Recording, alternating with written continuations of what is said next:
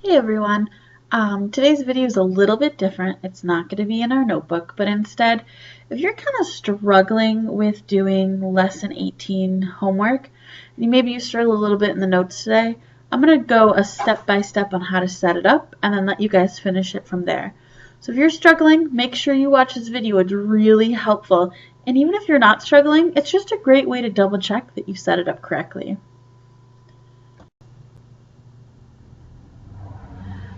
Okay, so today we're working on lesson 18 homework.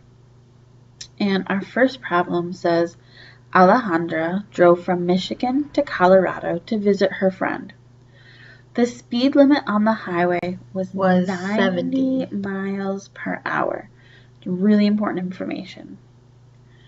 If Alejandra combined driving time for the trip was 14 hours, that's the combined time, how long it took her all together, how many miles did she drive? So what do we know her rate is? Yeah, it's that 70 miles per hour, per 1 hour. We don't have to put the 1 in, but sometimes it's helpful. And how long is this trip total? Well, I look back in my text, it says combined driving time for the trip was 14 hours. So I know it's going to be 14 hours. But what I don't know is how many miles it is. So something that's always really helpful is I figure out how did I get from 1 hour to 14 hours? So you think, what's 1 hour times 14 is going to give me 14 hours. So 1 multiplied by 14 is 14. Now whatever I do to the bottom, I have to do the top because remember these are still equivalent. So even though we're talking about rates, we can make an equivalent ratio based off of that rate. So I'm going to multiply this by 14. And that's going to give me what this answer is, how many miles. So that's what you guys are going to do right now. Solve that problem. And then it's a word problem. So remember, we need a sentence answer. And I can always go back. Well, how many miles did Alejandra drive?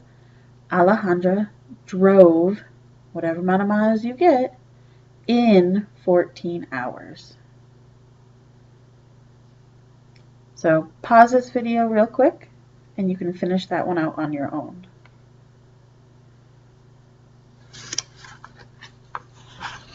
When I look at the bottom here, I have another question. And it says, the Piney Creek Swim Club is preparing for the opening day of the summer season.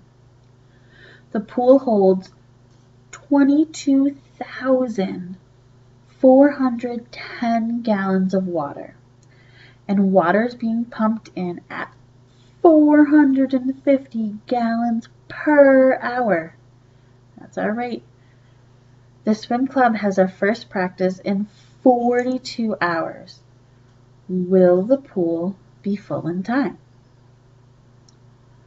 So let's look. There's a lot of information here. Really important. This is how much they need total. This is our rate, 540 gallons per hour. And this is how many hours they have to do it in. So if I'm going to set this up, I always start with my rate, just like the first question. So here's my 540 gallons per 1 hour. Well then, I know that I only have 42 hours based on the information given. So there is my 42 hours. Well now I think, how do I get from 1 hour to 42 hours? That's easy. 1 times 42, or 1 multiplied by 42, equals 42. And just like before, whatever I do to the bottom, I have to do to the top.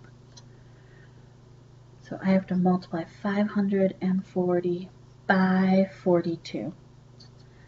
And that's going to give me my answer in gallons. So figure out, what is that answer?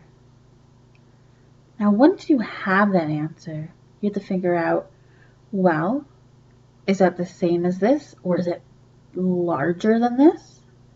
Well, that would mean you'd have enough time to do it because you'd have more than enough water. But if it's smaller than this, are you going to have enough water?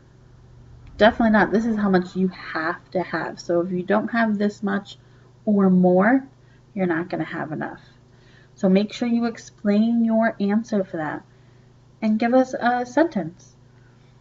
You know, in 42 hours, the pool will either be filled in time or won't be, and then explain why is that the reason or why is that the case. So I hope this was helpful for you guys today. I know rates can be sometimes confusing, so going over these together is really great. Make sure you have your answers tomorrow in class, and we'll just talk about these two pieces and see how you guys did. Have a great night.